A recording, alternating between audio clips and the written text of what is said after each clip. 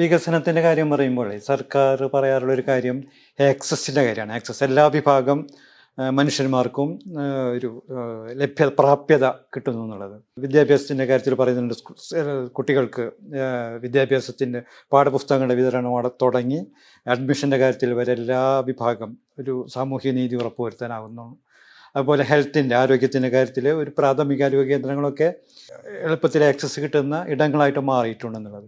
ഇപ്പോൾ ഈ ദളിത് ആദിവാസി മേഖലയിൽ എടുത്താൽ, പ്രത്യേകിച്ച് ഗോത്ര വിഭാഗത്തിൻ്റെ കാര്യത്തിലെടുത്താൽ ഈ ഹെൽത്തിൻ്റെയും എഡ്യൂക്കേഷൻ്റെയും കാര്യത്തിലുള്ള പ്രാപ്യത എത്രത്തോളം ഉണ്ടെന്ന് പറയാൻ പറ്റും? ഇപ്പം എഡ്യൂക്കേഷൻ്റെ കാര്യം എടുത്തു നോക്കിക്കഴിഞ്ഞാൽ ഇപ്പം ഇൻറ്റീരിയർ ആയിട്ടുള്ള ഏരിയയിൽ ഒരു ഊരിൽ തന്നെ ഏക അധ്യാപക വിദ്യാലയങ്ങളാണ് ഉണ്ടായിരുന്നത്. അപ്പം ചെറിയ ക്ലാസ് മുതൽ 5ാം ക്ലാസ് വരെ അവർ ഊരിൽ തന്നെ നിന്ന് പഠിക്കും. അതിനുശേഷം പ്രീ മെട്രിക് ഹോസ്റ്റലുകളിലേക്ക് മാറി കുറച്ച് ടൗണിനോട് ആക്സസ് ചെയ്തിട്ടുള്ള സ്കൂളുകളിൽ പഠിക്കും, അല്ലെങ്കിൽ MRSC പഠിക്കും. ഇതാണ് 10 വർഷം മുന്നേ നടന്നിരുന്നത്. എനിക്ക് തോന്നുന്നു അത് കഴിഞ്ഞിട്ട് ഏക അധ്യാപക വിദ്യാലയങ്ങൾ നിർത്തലാക്കി. കാരണം അവർക്ക് കുറച്ചും കൂടെ എഡ്യൂക്കേഷൻ നല്ല രീതിയിൽ ആക്സസ് ചെയ്യണം എന്നുള്ള കാര്യം കൊണ്ട്. പക്ഷേ ഇപ്പം എന്താ സംഭവിച്ചതെന്ന് വെച്ച് കഴിഞ്ഞാൽ, ഊരിൽ നിന്ന് ഇപ്പോൾ ഇടുക്കിയിൽ ഇൻറ്റീരിയർ ആയിട്ടുള്ള മുതുവാൻ കമ്മ്യൂണിറ്റി ഉള്ള സെറ്റിൽമെൻറ്റ്സ് എടുത്ത് നോക്കിയാൽ അറിയാം. അട്ടപ്പാടിയിൽ തുടുക്കി ഗലസി മേഖലയിലുള്ള ഏരിയ എടുത്തു നോക്കിക്കഴിഞ്ഞാൽ അറിയാം. ഈ പറയുന്ന സ്ഥലത്തേക്കൊന്നും ബേസിക് ഇൻഫ്രാസ്ട്രക്ചർ പോലും എത്തിയിട്ടില്ല. ഇപ്പം തുടുക്കിയിലെ മേലെ തുടുക്കി ഗലസി താഴെ തുടുക്കിയിലുള്ള ആളുകൾ കഴിഞ്ഞൊരു 2 പ്രാവശ്യത്തെ ഇലക്ഷന് അവർ വോട്ട് ബോയ്ക്കോട്ട് ചെയ്തു. ഞങ്ങൾക്ക് ഇൻഫ്രാസ്ട്രക്ചറൽ ഫെസിലിറ്റീസ് വേണം എന്ന് പറഞ്ഞുകൊണ്ട്. ഇപ്പോഴും അവരെനിക്കാണ് ആ നിലപാടിൽ തന്നെയാണ് നിൽക്കുന്നത്.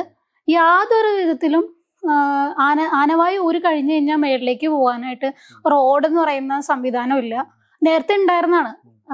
ഇപ്പൊ അവർക്ക് കാട്ടിക്കൂടെ ഇപ്പൊ വന്യമൃഗ പ്രശ്നങ്ങളൊക്കെ ഉള്ളതും കൂടെ കൊണ്ട് നേരത്തെ രീതിയിലല്ല കാടിന്റെ സ്വാഭാവികമായുള്ള സാധനങ്ങൾ മാറിയതിൻ്റെയൊക്കെ ഭാഗമായിട്ട് പോകാൻ പോലുള്ള ആക്സസ് ചെയ്യാൻ പോലുള്ള പ്രശ്നങ്ങളുള്ളതുകൊണ്ട് ഭൂരിഭാഗം വരുന്ന കുട്ടികളെ ഒന്നല്ലെങ്കിൽ വളരെ ചെറിയ പ്രായത്തിൽ തന്നെ ഹോസ്റ്റലുകളിലേക്ക്, അതായത് 5 വയസ്സിന് താഴെ ഇപ്പൊ നമ്മുടെ ഭയങ്കര വികസിത കേരളത്തിൻ്റെ അകത്ത് പ്രീ എഡ്യൂക്കേഷൻ അല്ലെങ്കിൽ ഇപ്പോൾ ന്യൂ എഡ്യൂക്കേഷൻ പോളിസിയുടെ ഭാഗമായിട്ട് 3 വയസ്സ് മുതലുള്ള വിദ്യാഭ്യാസം കിട്ടണം എന്നൊക്കെ പറയുന്ന സ്ഥലത്ത് ഇവരുടെ അതും മദർ ടങ്ങിൽ പഠിക്കാനുള്ള അവകാശം ഉണ്ടെന്ന് പറയുന്ന സ്ഥലത്ത് ഈ പറയുന്നതൊന്നും ആക്സസ് ചെയ്യാനായിട്ട് ആദിവാസി മേഖലയിലെ വിദ്യാർത്ഥികൾക്ക് കുഞ്ഞുങ്ങൾക്ക് പറ്റുന്നില്ല എന്നുള്ളത് വളരെ സീരിയസ് ആയിട്ടുള്ള ഇഷ്യൂ ആണ്. ആക്സസ് എന്ന് പറയുന്ന കാര്യം ഇല്ല, ഇൻഫ്രാസ്ട്രക്ചറൽ ഡെവലപ്മെന്റ് ഇല്ല, അവർക്ക് ആക്സസ് ചെയ്യാൻ പറ്റുന്ന ലോക്കൽ. ഇപ്പം നമ്മളിപ്പോൾ നമ്മുടെ മാനിഫെസ്റ്റോ മുന്നോട്ട് വയ്ക്കുന്ന സമയത്ത് ഈ കാര്യങ്ങളൊക്കെ ആവശ്യപ്പെടുന്നുണ്ട്.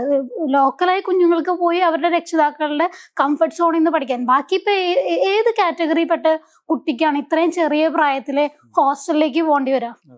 അപ്പം മുതുവാൻ കമ്മ്യൂണിറ്റിയിലെ കുഞ്ഞു കുട്ടികളൊക്കെ ആണെങ്കിൽ മഹിളാ സമിതിക്കാരുടെ കൂടെ നിന്ന് പഠിക്കേണ്ടി വരുന്നു. കുട്ടികൾക്ക് ഭയങ്കര മാനസിക സംഘർഷത്തിലാണ്. ഇവരുടെ മാനസികാരോഗ്യവും ഇവരുടെ എന്താ പറയുക വെൽനെസ് എന്ന് പറയുന്ന കാര്യങ്ങളൊന്നും തന്നെ കണക്കിലെടുത്തുകൊണ്ടുള്ള ഒരു വികസന മാതൃകയല്ല ബേസിക്കലി നടപ്പിലാക്കുന്നത്. ഇപ്പോൾ ഒരു കുട്ടിക്ക് വളരെ സേഫായി ഭയങ്കര സൈക്കോളജിയും സോഷ്യൽ ചേഞ്ചിനെ പറ്റിയൊക്കെ സംസാരിക്കുന്ന മോഡേണായ ഒരു സ്റ്റേറ്റ് എന്ന് അവകാശപ്പെടുന്ന നമ്മുടെ മുഖ്യമന്ത്രി എപ്പോഴും പറയുന്ന ഗ്ലോബൽ ഇൻഡെക്സിൽ ഒന്നാന്ന് പറയുന്ന സ്ഥലത്ത് ഈ പറയുന്ന മോഡൽ റെസിഡൻഷ്യൽ സ്കൂളുകളൊക്കെ വേണ്ടെന്ന് വെക്കുന്ന വിദേശ രാജ്യങ്ങളിൽ ഇപ്പോൾ ഒരു കുട്ടി സ്കൂളിൽ വരുവാണെങ്കിൽ അവരുടെ മദർ ടങ്ങിൽ പഠിപ്പിക്കാൻ ഒരു അധ്യാപകനെ നിയമിക്കുന്ന കാലഘട്ടത്തിൽ വളരെ മോശമായിട്ടുള്ള ഒരു സമീപനമാണ് ആദിവാസി വിദ്യാർത്ഥികളോട്, അല്ലെങ്കിൽ അതിനുവേണ്ടിയുള്ള നയരൂപീകരണത്തിൽ കേരളം വളരെ പിന്നിലായിട്ടാണ് നിൽക്കണമെന്നുള്ളതാണ് നമുക്ക് മനസ്സിലാക്കാൻ കഴിയുന്നത്. കുട്ടികൾക്ക് വളരെ ചെറിയ പ്രായത്തിൽ അവർക്ക് അഷ്വർ ചെയ്യേണ്ട ഒരു സെക്യൂരിറ്റി ഫീലിങ്ങോടെ പഠിക്കാൻ പറ്റുന്ന ഒരു സംവിധാനം കേരളത്തിൽ നിലവിലില്ല എന്നുള്ളതാണ്. പിന്നെ ഈ ഇൻഫ്രാസ്ട്രക്ചറിന്റെ കാര്യം എടുത്തു കഴിഞ്ഞാൽ ഇപ്പോൾ ഗോത്രബന്ധു നല്ല സ്കീമാണ്. പക്ഷെ ഗോത്രബന്ധുവിന് പോയി സ്കൂളിലേക്ക് ആക്സസ് ചെയ്യാൻ പറ്റുന്ന റോഡ് സൗകര്യം ഇല്ലാത്തതുകൊണ്ട് ഗോത്രബന്ധുവിന് പോകാൻ പറ്റാറില്ല. അവിടെ ഉള്ള അങ്ങനത്തെ ഈ പറയുന്ന സോക്കോൾഡ് വികസനം എന്ന് പറയുന്ന വികസനം അല്ലാതെ ഊരുകളിലേക്ക് അവിടുത്തെ രോഗികളെ കൊണ്ടുവരാൻ, കുഞ്ഞുങ്ങൾക്ക് പഠിക്കാൻ പോകാൻ പറ്റുന്ന തരത്തിലുള്ള ആക്സസ് ചെയ്യാൻ പറ്റുന്നുള്ള റോഡ് സംവിധാനങ്ങളോ മറ്റ് ഇൻഫ്രാസ്ട്രക്ചർ ഫെസിലിറ്റീസോ സംവിധാനം കൊടുക്കുന്നില്ല. ഇനി അവർക്ക് കാടിന്റെ അകത്ത് നിൽക്കുന്നതാണ് കംഫർട്ടബിൾ എന്ന് പറയുന്നിടത്തുനിന്ന് അവരെ നിർബന്ധിച്ച് കാട്ടിൽ നിന്ന് പുറത്തിറക്കുക ഈ പറയുന്ന വികസനത്തിന്റെ പേരില. പക്ഷെ വളരെ മിനിമം ആയിട്ടുള്ള കാര്യങ്ങളും മതി ഇവർ കോഎക്സിസ്റ്റ് ചെയ്ത ജീവിത സാഹചര്യത്തിൽ നിന്ന് അവിടെ സർവൈവ് ചെയ്യാൻ. പക്ഷെ ഇപ്പൊ നമുക്ക് കുറിച്യാട് എന്ന് പറയുന്ന സ്ഥലം എടുത്തു നോക്കാം. അവരെ വോളണ്ടറി റീസെറ്റിൽമെന്റിന്റെ ഭാഗമായിട്ട് പുറത്തേക്ക് കൊണ്ടുവരാൻ ശ്രമിക്കുന്നു. അവർ അവിടെ തന്നെ നിൽക്കാൻ പറയുന്നു. ഇപ്പൊ അവിടെ അംഗൻവാടികൾ സ്ഥാപിക്കോ അല്ലെങ്കിൽ അവർക്ക് നിർബന്ധമായിട്ട് ഫോറസ്റ്റ് ഡിപ്പാർട്ട്മെന്റ് ഇടപെടലോടുകൂടി ഇലക്ട്രിസിറ്റി എത്തിക്കുന്നില്ല. അപ്പൊ അങ്ങനെ കമ്മ്യൂണിറ്റിയോട് ചേർന്ന് നിന്നിട്ടുള്ള വികസന സങ്കല്പങ്ങളോ ഒന്നുമല്ല ഉള്ളത്. പിന്നെ ഹെൽത്തിന്റെ കേസ് എടുത്ത് നോക്കിക്കഴിഞ്ഞാൽ ഇപ്പം അട്ടപ്പാടി തന്നെ ശിശുമരണം ഉണ്ടാവാൻ തുടങ്ങിയിട്ട് എനിക്ക് തോന്നുന്നു വളരെ അധികം കാലമായിട്ടില്ല. അല്ലെങ്കിൽ വളരെ ഈസിയായി ആദിവാസി അമ്മമാര് അവരുടെ തനതു ഭക്ഷണങ്ങളൊക്കെ കഴിച്ച് ആരോഗ്യമാരായിരുന്ന കാലഘട്ടത്തിൽ നിന്ന് പല കാരണങ്ങൾ കൊണ്ട് അവരുടെ ഭക്ഷണ രീതിയിൽ നിന്ന് മാറ്റങ്ങൾ വന്നു. പലതരത്തിലുള്ള വികസനത്തിന്റെ ഭാഗമായിട്ടുള്ള കാര്യങ്ങളുടെ ഭാഗമായി എന്താ പറയാ ഈ പറയുന്ന അവരുടെ തനതു ഭക്ഷണങ്ങളിൽ നിന്നൊക്കെ മാറി വന്നതിന് ശേഷം ഈ സിസ്റ്റത്തിന്റെ ഭയങ്കരമായിട്ടുള്ള ഇടപെടൽ കൊണ്ട് തനത് രീതിയിൽ നിന്ന് മാറേണ്ടിയും വന്നു. എന്നാൽ മോഡേൺ മെഡിസിന്റെ ആക്സസ് ഉണ്ടോയെന്ന് ചോദിക്കുമ്പോൾ ഇപ്പൊ ട്രൈബൽ സ്പെഷ്യാലിറ്റി ഹോസ്പിറ്റൽ എന്ന് പറഞ്ഞിട്ട് ഭയങ്കര കോടികളുടെ രൂപ ചെലവഴിച്ച പദ്ധതി എന്ന് പറഞ്ഞ അട്ടപ്പാടിയിൽ നടത്തുന്ന ട്രൈബൽ സ്പെഷ്യാലിറ്റി ഹോസ്പിറ്റലിൽ എനിക്ക് തോന്നുന്നു കഴിഞ്ഞൊരു 5 വർഷത്തിൻ്റെ അടുത്ത് നോക്കിക്കഴിഞ്ഞാൽ ആദിവാസികൾ പല ആളുകളും അവിടെ പോയാലും സ്കാൻ ചെയ്യാൻ വേണ്ടിയിട്ട് മണ്ണാർക്കാട് വരേണ്ടി വരുന്നു. അല്ലെങ്കിൽ ഒരു കുട്ടിക്ക് വയ്യാണ്ട് പനി വന്നു കഴിഞ്ഞാൽ പിന്നെ അവിടെ നോക്കത്തില്ല, നിങ്ങൾക്ക് അവിടെ സേഫ് അല്ല, അല്ലെങ്കിൽ ഹാർട്ടിന് പ്രശ്നമുണ്ടെന്ന് പറഞ്ഞ് നേരെ തൃശ്ശൂർക്ക് വിടുന്നു. അപ്പൊ ഈ ചുരം ഇറങ്ങി അത്രം വരെ പോകുമ്പോഴേക്കും ആളുകൾ സംഘർഷത്തിലാവുന്നു. അല്ലെങ്കിൽ അവിടെ തന്നെ അവർക്ക് വേണ്ടിയുള്ള ഹെൽത്തിന് വേണ്ടിയുള്ള യാതൊരുവിധ സപ്പോർട്ടും കൊടുക്കുന്നില്ല. ഗവൺമെന്റ് സുരക്ഷ എന്ന് പറഞ്ഞ പേരിൽ ചെയ്യുന്ന പല പദ്ധതികളും വളരെ ലേറ്റ് ആയിട്ട് കിട്ടുക. അങ്ങനെയുള്ള ഇപ്പൊ ശിശുമരണവുമായി ബന്ധപ്പെട്ട് എടുത്തു നോക്കിക്കഴിഞ്ഞാൽ ജനനി ജന്മരക്ഷ എന്ന് പറഞ്ഞിട്ട് ആദിവാസി സ്ത്രീകൾക്ക് ഗർഭിണിയായിരിക്കുന്ന സമയം മുതൽ കുഞ്ഞിന് 1 വയസ്സുള്ള പോലെ 2500 രൂപ ജയലക്ഷ്മിയുള്ള സമയത്താണെന്നാണ് മിനിസ്റ്റർ ജയലക്ഷ്മിയുള്ള സമയത്ത് കൊണ്ടുവന്ന പദ്ധതിയാണ്. പക്ഷെ അതൊന്നും സമയത്തിനല്ല കിട്ടുന്നത്. ഇപ്പൊ അവർക്ക് അവർ ട്രഡീഷണൽ കഴിച്ച ഭക്ഷണം കിട്ടാനില്ല, ഇലക്കറികൾ കിട്ടാനില്ല, കാട്ടിൽ നിന്ന് പുറത്താക്കി. മില്ലറ്റുകൾ ഭയങ്കര വ്യാപകമായി മില്ലറ്റ് യൂസ് ചെയ്യണം, മില്ലറ്റ് എക്സിബിഷൻ എക്സ്പോ പൊതുസമൂഹത്തിന്റെ ഇടയിൽ ഭയങ്കര അറിവുകളുടെ ഭാഗമായിട്ടൊക്കെ ഫുഡ് ഹാബിറ്റിലൊക്കെ ചേഞ്ച് ചെയ്ത് വരുമ്പോൾ ഇവർക്ക് ആക്സസ് ചെയ്യാൻ പറ്റുന്ന രീതിയിൽ കൃഷി ചെയ്യാനുള്ള സംവിധാനവും സപ്പോർട്ടും ഒന്നുമില്ല. പിന്നെ എന്തെങ്കിലും ന്യൂട്രീഷ്യസ് ആയിട്ടുള്ള ഭക്ഷണം വാങ്ങി കഴിക്കണമെങ്കിൽ അത് സമയത്തിന് ചെയ്യാൻ വേണ്ടിയിട്ട് കൊടുക്കേണ്ട ഒരു സുരക്ഷാ പദ്ധതിയും കൃത്യസമയത്ത് കിട്ടാണ്ട് തന്നെ ഇപ്പോഴും ഇപ്പൊ കഴിഞ്ഞ മാസം എടുത്തു നോക്കിയാൽ തന്നെ അട്ടപ്പാടിയിൽ ശിശുമരണം ഉണ്ടായിട്ടുണ്ട്. ഇപ്പൊ ഒരു കുഞ്ഞ് നവജാത ശിശു ജനിക്കുമ്പോൾ തന്നെ മരിക്കുന്ന ഇഷ്യൂ മാത്രമല്ല, ഇപ്പൊ 1 വയസ്സിനിടയിൽ പല അസുഖങ്ങൾ കാരണം അമ്മ അനീമിക് ആയത് കാരണം ഒക്കെ ഈ സംഭവങ്ങൾ പറ്റുന്നുണ്ട്. പിന്നെ ഇതിൽ മെഡിക്കൽ അസിസ്റ്റൻസ് കിട്ടാത്തതുകൊണ്ട് സംഭവിക്കുന്ന കേസസും ഉണ്ട്. ഇപ്പൊ ഒരു കൃത്യമായ ഒരു കുഞ്ഞ് അവിടെ ചെന്നാൽ ഇവരോട് കാണിക്കേണ്ടതായ ഒരു എന്താ പറയാ പരിഗണനയോടെയുള്ള സമീപനമല്ല ആശുപത്രിയിലുള്ളത്. ഞാനും സ്പെഷ്യാലിറ്റി ആശുപത്രിയിൽ പല തവണകളിലായിട്ട് പോയിട്ടുള്ളതാണ്. ഇപ്പം ലേബർ റൂമിന്റെ സൗകര്യം, അത് കഴിഞ്ഞാൽ വാർഡിലുള്ള സൗകര്യം, പേഷ്യൻസ് ഇവരെല്ലാം ഈ ദൂരെ നിന്നുള്ള അടുത്തുനിന്ന് വരും, ചിലപ്പോൾ 1 മാസം വരെ ഇവിടെ തങ്ങേണ്ടിയും ചെയ്യേണ്ടി വന്നു കഴിഞ്ഞാൽ അവർക്ക് നിൽക്കാനുള്ള സൗകര്യം, ഈ പറയുന്ന ഒരുവിധ സൗകര്യങ്ങളും ഈ പറയുന്ന സ്പെഷ്യാലിറ്റി ആശുപത്രികളിൽ, ട്രൈബൽ സ്പെഷ്യാലിറ്റി ആശുപത്രി എന്ന് പറയുന്ന ആശുപത്രികളിൽ ഇല്ല. പിന്നെ ഇവർക്ക് അവിടെ ഫെസിലിറ്റി കിട്ടിയില്ലെങ്കിൽ പിന്നീട് പോകേണ്ടത് ദൂരെ സ്ഥലങ്ങളിലേക്കാണ്. ഈ സെയിം അവസ്ഥ തന്നെയാണ് വയനാട് എടുത്തു നോക്കി അറിയാവുന്നത്. വയനാട് നിന്ന് എന്താവശ്യത്തിനാണെങ്കിലും ആംബുലൻസ് സപ്പോർട്ടോടെ അല്ലെങ്കിൽ ട്രൈബൽ ഡിപ്പാർട്ട്മെന്റ് റീഫണ്ട് ചെയ്യുന്ന രീതിയിൽ കാർ എടുത്തിട്ട് കോഴിക്കോട് വന്നിട്ടാണ് ഈ പറയുന്ന അവരുടെ അസുഖത്തിന് വേണ്ടി ചികിത്സിക്കേണ്ടി വരുന്നത്. ഈ ചികിത്സിക്കാൻ വേണ്ടിയിട്ടുള്ള കമ്മ്യൂണിക്കേഷൻ പ്രശ്നം, ഇവർക്ക് അത് എവിടെയാണെന്ന് ഐഡന്റിഫൈ ചെയ്യാൻ പ്രശ്നം. ഈവൻ ദോ പ്രൊമോട്ടേഴ്സ് ഉണ്ടെങ്കിൽ പോലും ഒരു പ്രൊമോട്ടർക്ക് 1000 ചുമതലകൾ ഉണ്ടാവും, വളരെ ലിമിറ്റഡ് ആയിട്ടുള്ള ശമ്പളം. അപ്പൊ അവർക്ക് ഭയങ്കര ബുദ്ധിമുട്ടായിരിക്കും ആ കാര്യം ചെയ്യാൻ. അപ്പൊ ഇങ്ങനെ എന്താ പറയാ തീരെ ആളുകൾക്ക് ആക്സസ് ചെയ്യാൻ പറ്റാത്ത രീതിയിൽ തന്നെയാണ് ഹെൽത്തിന്റെ കണ്ടീഷൻ ഇപ്പൊ എടുത്തു നോക്കിയാലുള്ളത്. എഡ്യൂക്കേഷനുമായി ബന്ധപ്പെട്ട കാര്യം എടുത്തു നോക്കിയാലുള്ളത്. ഇനി ചെറിയ കുട്ടികളുടെ കാര്യം ഇങ്ങനെ ഹയർ എഡ്യൂക്കേഷനിലേക്ക് വന്നു കഴിഞ്ഞാൽ വയനാട് എടുത്തു നോക്കിക്കഴിഞ്ഞാൽ ഹയർ സെക്കൻഡറിക്ക് 2000-ൽ മേലെ കുട്ടികൾ പഠിച്ചിറങ്ങുന്നുണ്ട്. അവർക്ക് പഠിക്കാനുള്ള സീറ്റ് വയനാട്ടിൽ ഇല്ലാന്ന് പറഞ്ഞിട്ട് കോവിഡിന്റെ സമയം മുതൽ ആദിവാസി കുട്ടികൾ സമരം ചെയ്യാൻ തുടങ്ങിയതാ.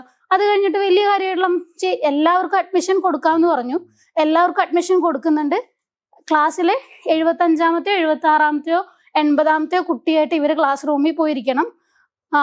പകുതി മുക്കാൽ പേരും ഓണ എക്സാം ആകുമ്പോഴത്തേനും കൊഴിഞ്ഞു പോകും. അതിനുള്ള ഒരു കാരണം സ്ക്രൈബിനെ വെച്ച് പരീക്ഷ എഴുതിപ്പിക്കുന്നതാണ്. പിന്നെ ലേറ്റ് ആയിട്ട് അഡ്മിഷൻ കിട്ടുന്നു. അവർക്ക് ആഗ്രഹിക്കുന്ന വിഷയമല്ല ഉള്ളത്. ഈ പറയുന്ന ഒരു മേഖലയിലും ഇനി സ്കിൽഡായി ബന്ധപ്പെട്ടിട്ട് പോകണമെന്നുണ്ടെങ്കിൽ ITIകൾ പുതിയതായിട്ട് കൊണ്ടുവന്നുണ്ട്. എന്ത് ഇന്നോവേറ്റീവ് ആയിട്ടുള്ള പദ്ധതിയാണ് ഈ പറയുന്ന ഇവരുടെ ഫണ്ട് ഉപയോഗിച്ചിട്ട് ചെയ്തിട്ടുള്ളതെന്നൊക്കെ ചോദിച്ചു കഴിഞ്ഞാൽ 0 ആണെന്ന് പറയേണ്ടി വരുന്ന ഒരു അവസ്ഥയാണ്. വെച്ചാൽ കഴിഞ്ഞ 30-40 വർഷങ്ങൾക്കുള്ള പോളിസി തന്നെ മതി ഇപ്പോഴും ആദിവാസി വികസനത്തെ നോക്കി കാണുന്നുള്ള ഒരു മനോഭാവത്തിന്റെ ഒരു പ്രശ്നമുണ്ടല്ലോ. ആ മനോഭാവത്തിലാണെന്നാണ് ട്രീറ്റ് ചെയ്യണമെന്നാണ് എനിക്ക് മനസ്സിലാവുന്നത്. ഒരു ഇടതുപക്ഷ സമീപനം വേണ്ട ഒരു കാര്യമാണ്. നമ്മൾ ഈ പറഞ്ഞ വിഷയങ്ങളുടെയൊക്കെ പരിഹാരം എന്ന് പറഞ്ഞാൽ ഒരു ഇടതുപക്ഷ സമീപനത്തോട് കൂടിയിട്ടാണ് അത് പരിഹരിക്കാൻ കഴിയുള്ളൂ. ഇപ്പം ഇത്തരം വിഷയങ്ങൾ നിങ്ങൾ കൈകാര്യം ചെയ്യുമ്പോൾ കേരളത്തിലെ ഇടതുപക്ഷ സംവിധാനവുമായിട്ട്, ഇടതുപക്ഷ രാഷ്ട്രീയ സംവിധാനവുമായിട്ട് ഈ കാര്യങ്ങളെ കമ്മ്യൂണിക്കേറ്റ് ചെയ്യാൻ, അവരായിട്ട് സംസാരിക്കാനുള്ള അവസരങ്ങൾ ഉപയോഗപ്പെടുത്തിയിട്ടുണ്ടോ? അത് എത്രമാത്രം ഫലപ്രദമായിരുന്നു?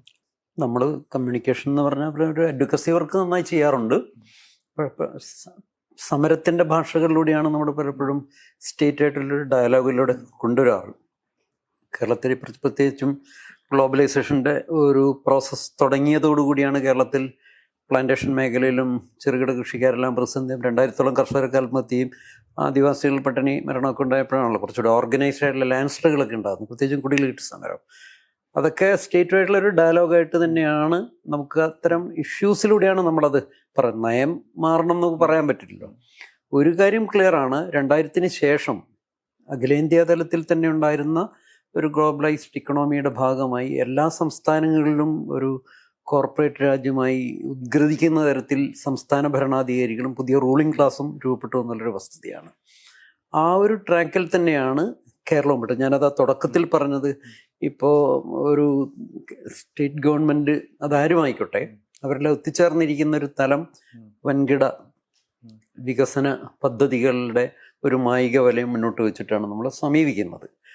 അപ്പോൾ ഈ ഒരു സാഹചര്യം മാറേണ്ടതുണ്ട്. ഇത് എത്രത്തോളം സാധാരണ മനുഷ്യർക്ക് ആക്സസിബിളാണ് ഈ വികസനത്തിൻ്റെ സംവിധാനമെന്ന് എന്നാലോചിക്കുമ്പോൾ വലിയൊരു വിടവ് നിൽക്കുന്നു എന്നുള്ള ഇടത്താണ് നമ്മൾ ഡയലോഗ് തുടങ്ങുന്നത്.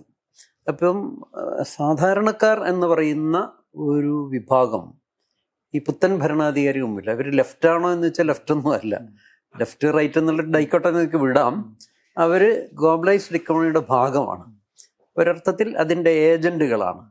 ഈ വലിയ വലിയ നിർമ്മാണ പ്രവർത്തനങ്ങളുടെ കമ്മീഷൻ ഏജൻറ്റുകൾ എന്ന് പറയുന്ന ഒരു വികൃത മുതലാളിത്തത്തിൻ്റെ വക്താക്കൾ മാത്രമാണ് അവർ. അതുകൊണ്ട് പഴയ സാധനത്തിലെല്ലാം അപ്രസക്തമാണെന്ന് അവർക്ക് നല്ല ബോധ്യമുണ്ട് ഭരണാധികാരികൾ. അതാരുമായിക്കോട്ടെ, പിണറായി ആയിരിക്കും, മറ്റൊരാൾ വന്നാലും ഒരു പക്ഷേ ഇതൊക്കെ തന്നെയാണ് സംഭവിക്കുക. അപ്പോൾ അവരത് ഉപേക്ഷിച്ച് കഴിഞ്ഞിട്ടുണ്ട്. പക്ഷേ സ്ട്രക്ചറലി പഴയ സൊസൈറ്റിയുടെ ഒരു വിഭാഗങ്ങളെല്ലാം തന്നെ അതുണ്ട് എന്നുള്ളൊരു, അത് അങ്ങനെയാണ് ഞങ്ങൾ നിൽക്കുന്നുള്ളൊരു മിഥ്യാധാരണ പുറത്ത് സൃഷ്ടിക്കുകയും ചെയ്യുന്നു. അതുകൊണ്ടാണ് പഴയ ഭൂപരിഷ്കരണത്തിൻ്റെ എല്ലാം തുടർച്ചയാണിത് എന്ന് വിശദീകരിക്കാൻ ശ്രമിക്കുന്നത്. ഇവിടെ വലിയൊരു ഗുരുതരമായ ഒരു പ്രശ്നം നേരിടുന്നൊരു പ്രശ്നം എന്ന് പറഞ്ഞാൽ, ഇപ്പം അഖിലേന്ത്യാ തലത്തിൽ തന്നെ ഉണ്ടായിരിക്കുന്ന മാറ്റത്തിനനുസരിച്ച് തങ്ങളും മാറിയെന്ന് ഇവർ പറയുന്നില്ല. ഒന്ന്. രണ്ടാമത്തെന്ന് പറഞ്ഞാൽ ഈ സാധാരണ മനുഷ്യരുടെ വിഷയങ്ങൾ ഒന്നും തന്നെ യഥാർത്ഥത്തിൽ ഒരു വെൽഫെയർ സ്റ്റേറ്റിൻ്റെ പഴയ നോംസ് വെച്ച് അവരെ അഭിസംബോധന ചെയ്യുന്നില്ല എന്നുള്ളതാണ് സത്യം. ഇപ്പോൾ ഭൂമിയുടെ വിഷയം എടുക്കുകയാണെങ്കിൽ ഭൂമിയെല്ലാം തന്നെ ചില ആനുകൂല്യങ്ങളുടെ വിതരണം പോലെയൊക്കെ തന്നെ ചുരുക്കി. അതാണ് ഈ പിണറായി സർക്കാരിലേക്ക് എത്തിച്ചേരുമ്പോൾ ഒരു മാറ്റം. ഒരു ചെറിയൊരു മാറ്റം ഉണ്ടായിരുന്നത് 2001 കുടിലുകെട്ട് സമരത്തിലൂടെ കൃഷിഭൂമി കൊടുക്കുക എന്ന് പറയുന്ന സാധനത്തിൽ ഒരു ആൻ്റണി പാക്കേജ് ഞങ്ങൾ സ്ഥാപിച്ചിട്ടുണ്ട്. ആ പാക്കേജ് ഇപ്പോൾ അപ്രസക്തമാക്കി. നിങ്ങൾ ഇത്ര ആളുകൾക്ക് പട്ടയം കൊടുത്തു, ഇത്ര ആൾക്ക് വനാവകാശം കൊടുത്തു, ഇത്ര ആൾക്ക് ഭൂമി കൊടുത്തു എന്നുള്ള നിലയിലുള്ള ഒരു ഔദാര്യം കൊടുക്കുന്നത് പോലൊരു സംവിധാനത്തിലേക്ക് അവർ മാറ്റി എല്ലാ കാര്യങ്ങളും. അതാണ് ഈ ക്ഷേമ പെൻഷൻ വിതരണം പോലുള്ള സംഭവങ്ങൾ എന്നുള്ള നിലയിൽ. അതുകൊണ്ട് പഴയ നമ്മുടെ ഒരു നെഹ്റുവിയൻ കൺസെപ്റ്റ് അനുസരിച്ചുണ്ടാക്കിയിരിക്കുന്ന വെൽഫെയർ സംവിധാനത്തിന് വേണ്ടി ഉണ്ടാക്കിയിരിക്കുന്ന മുഴുവൻ ഉപാധികളും വകുപ്പുകളും എല്ലാം തന്നെ അപ്രസക്തമാക്കിയിട്ടുണ്ട്. ഇപ്പോൾ അതിൻ്റെ സ്കീംസിനെ അപ്രസക്തമാക്കി. ഇപ്പം NEP ദേശീയ തലത്തിൽ വരുന്നു, അതനുസരിച്ചുള്ള മാറ്റങ്ങളിലോടൊപ്പം തന്നെയാണ് സംസ്ഥാന ഗവൺമെൻറ് സഞ്ചരി 4 ഇയർ കോഴ്സ് വരുന്നു, 2.5 ലക്ഷം വാർഷികമനുവിനെ അവരായിട്ട് ചെയ്യിപ്പിക്കുന്നു. ഇതിനൊന്നും ചോദ്യം ചെയ്യാതെ അവരെന്താണ് പറഞ്ഞത് അത് തന്നെയാണ് ഇവിടെ ഇമ്പാർട്ട് ചെയ്യുന്നത്. അതിൻ്റെ ഒരു ക്രൈസിസാണ് നമ്മൾ നേരിടുന്നത്. നമ്മൾ മീൻസ് ഇവിടുത്തെ ദളിതർ, ആദിവാസികൾ, എല്ലാ തരത്തിലും ഉള്ള പല വകുപ്പുകളും പല സ്കീംസും പല ഭരണഘടനാവകാശം. ഞാൻ നേരത്തെ അട്രോസിറ്റി ആക്ടിന് വിധേയമാവുന്ന ആളുകൾക്ക് 2 വർഷത്തിലധികമായി അവർക്കിത് കൊടുത്തിട്ട് എല്ലാം പെൻഡിങ് ആണ്. പല മറ്റ് സാമൂഹിക ക്ഷേമ സപ്പോർട്ടുകൾ, വിധവകൾക്ക് കൊടുക്കേണ്ട ധനസഹായം, വിവാഹ ധനസഹായം തുടങ്ങിയ എല്ലാ സംഭവങ്ങളും ഇപ്പോൾ സ്തംഭിച്ച് കിടക്കുകയാണ് ചെയ്യുന്നത്. ഗവൺമെൻറ് അപ്പോൾ അവർക്ക് ഒരു ജനപ്രീതി നേടാനുള്ള ക്ഷേമ പെൻഷനുകൾ പ്രഖ്യാപിക്കുന്നു എന്നതിൽ കവിഞ്ഞ് ബഡ്ജറ്ററിയായി മാറ്റിവെക്കുന്ന അലൊക്കേഷനൊക്കെ നടത്തുന്നതെല്ലാം ഒന്നും കൊടുക്കാറില്ല. ഒരുപാട് ഇഷ്യൂസ് എനിക്ക് പറയാൻ പറ്റും വേണമെങ്കിൽ. ഈ പറയുന്ന സ്കിൽ ഡെവലപ്മെൻറ്റിനുള്ള സാധനം ഇതെല്ലാം തന്നെ ഏതെങ്കിലും തരത്തിലൊരു കച്ചവട താല്പര്യമായിട്ട് ബന്ധപ്പെട്ടേ ഉള്ളൂ എന്നുള്ളതാണ് സത്യം. ഇപ്പോൾ വിദേശത്തേക്ക് കുട്ടികളെ അയക്കുന്നു. ഇത് വലിയ തോതിൽ ഈ വകുപ്പുകൾ അപ്രസക്തമാക്കിയത് വഴി അവരെല്ലാം വെറും ടൂൾസായി മാറി. ഞാൻ ഉദാഹരണത്തിന് ഇപ്പോൾ ഈ ലിഡിയെ നേരത്തെ പറഞ്ഞ കുട്ടികൾക്കുള്ള ഹോസ്റ്റൽ അലവൻസുകൾ വർദ്ധിപ്പിക്കണം എന്ന് പറഞ്ഞല്ലോ. 1500 മാത്രമാണ് കൊടുക്കുന്നത്. പ്രൈവറ്റ് അക്കോമഡേഷൻ ട്രൈബ് കുട്ടികൾക്ക് 3000 ആണെങ്കിൽ ശരിക്കും അത് കാലാനുസൃതമായി വർദ്ധിപ്പിക്കേണ്ടത് 7500 8000 ഉണ്ടെങ്കിൽ മാത്രമേ കുട്ടിക്ക് ഇന്ന് പഠിക്കാൻ പറ്റൂ. കാരണം ഒരു ഗ്രാമത്തിൽ വിദ്യാഭ്യാസം ഒതുക്കാൻ പറ്റില്ലല്ലോ. ഗ്ലോബലൈസ് സംവിധാനമായി യൂണിഫൈഡ് ആയിട്ടുള്ള ക്യാമ്പ് സംവിധാനത്തിലാണ് കോളേജുകളിലെ കുട്ടികളെ ആഗിരണം ചെയ്യുന്നതെന്നിരിക്കെ ഗ്രാമം വിട്ട് അവന് പുറത്തേക്ക് പോയേ മതിയാകും. അങ്ങനെ പോകുമ്പോൾ കുട്ടിയുടെ മുമ്പിലുള്ള വിഷയം അവന് സസ്റ്റെയിൻ ചെയ്യണം, താമസിക്കാൻ 95-ന് ശേഷം അല്ലെ 90-ന് ശേഷം കേരളത്തിൽ ഒരു പോസ്റ്റ് മെട്രിക് ഹോസ്റ്റൽ ഒരു സ്ഥാപിച്ചിട്ടില്ല എവിടെയും. അപ്പം ഇത് നമ്മൾ ഇവരുടെ മുമ്പിൽ ഇങ്ങനെ സമരം ചെയ്തുകൊണ്ടിരിക്കുക. സത്യാഗ്രഹം നടക്കുന്നു, രാജ്ഭവൻ മാർച്ച് നടത്തി, ഇങ്ങനെയൊക്കെയാണ് നടന്നിട്ടും ഈ തുക ഇപ്പോഴും വർദ്ധിപ്പിക്കുന്നില്ല. വർദ്ധിപ്പിച്ചാൽ അതിന് വലിയൊരു സാമ്പത്തിക ചെലവ് വരില്ല. മീൻസ് വലിയ ഇപ്പോൾ 300 കുട്ടികളെ വിദേശത്തേക്ക് അയക്കുന്നതിൻ്റെ ചെലവിൻ്റെ ഒരു 10% യഥാർത്ഥത്തിൽ വരും എന്നുള്ളത് ഉറപ്പാണെങ്കിലും അതിലവരുടെ കണ്ണെത്തുന്നില്ല. കഴിഞ്ഞ 10 വർഷം കൊണ്ട് ഒരു ഹോസ്റ്റലറായിട്ട് കുട്ടികൾക്കുള്ള പോക്കറ്റ് മണി 190-ൽ നിന്ന് 200 വർദ്ധിപ്പിച്ചു എന്നാണ് അവർ മെനമ അടിക്കുന്നത്. ഒന്ന് ആലോചിക്കണം, 10 രൂപ. അത്ര ഹീനം എന്നല്ല ഇതിനെ പറയുന്നത്, അത്ര കാലസ് ഇൻഡിഫറൻസ് ആണത്. ഈ സാമൂഹിക വിഭാഗങ്ങളെ ഒരു ഉത്തരവാദിത്വം അവർക്കില്ലാത്തതുപോലെ 70കൾ നടന്ന ഭൂപരിഷ്കരണത്തിൻ്റെ ഭാഗങ്ങളിൽ ചില വളർന്നു വന്ന ചില പ്രത്യേക ഒരു ലോവർ മിഡിൽ ക്ലാസ് വിഭാഗങ്ങളാണ് എഡ്യൂക്കേഷൻ്റെ മുഴുവൻ സ്ട്രീമിൽ ഉള്ളത്. ഇത് എയ്ഡഡ് സെക്ടറും വളർന്നു, അതർവൈസ് വളർന്നു. അപ്പം എയ്ഡഡ് സെക്ടർ വേണമോ അല്ലെങ്കിൽ നോൺ എയ്ഡഡ് വിഭാഗത്തോട് ഇടപെടിക്കേണ്ട വിഷയമായിട്ട് മാത്രമാണ് സ്കൂളിങ്ങിനെ അവർ കാണുന്നത്. വിദ്യാഭ്യാസ നിലവാരത്തെ 95% കുട്ടികൾ സെക്കൻഡറി ലെവലിൽ ഡ്രോപ്പ് ഔട്ട് ആവുന്നു എന്നുള്ളതാണ് ട്രൈബ്സിനെ സംബന്ധിച്ചുള്ള അവരുടെ പഠനം.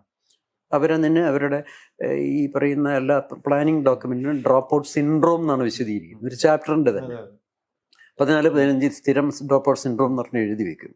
ഇത് ആദിവാസി വിഭാഗത്തിൻ്റെ. കാരണം ഇവർ 10ാം ക്ലാസ് കഴിഞ്ഞാൽ അവിടെ കൊണ്ട് പഠനം അവസാനിക്കുന്നു എന്നുള്ളതാണ് പ്രശ്നം.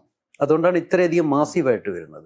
പിന്നെ ഓൾ പാസിന് വേണ്ടിയിട്ട് ഈ പറയുന്ന ക്വാളിറ്റി എഡ്യൂക്കേഷൻ ഇവർക്ക് വർദ്ധിപ്പിക്കാനായി, മെച്ചപ്പെടുത്താനായി, അത് ആദിവാസിയാകട്ടെ, ദളിത് ഫിഷർ ഫോക്കാകട്ടെ, തമിഴ് തോട്ടം ഇവർക്ക് വേണ്ടി എന്തെങ്കിലും സ്പെസിഫിക് ആയുള്ള ഒരു ബഹുസ്വര പദ്ധതി വിദ്യാഭ്യാസത്തിനില്ല, ഒരു അപ്രോച്ചില്ല. അത് വിദ്യാഭ്യാസ വകുപ്പ് വളരെ റിജിഡായ, പ്രാചീനം എന്നല്ല പറയേണ്ടത്, വളരെ ഒരു പ്രത്യേക ഒരു വിഭാഗത്തിൻ്റെ ഒരു എലൈറ്റ് എന്ന് വേണമെങ്കിൽ പറയാം വിഭാഗത്തിൻ്റെ ലെവലിൽ മാത്രം ഇപ്പോഴും നിൽക്കുകയാണ് ചെയ്യുന്നത്.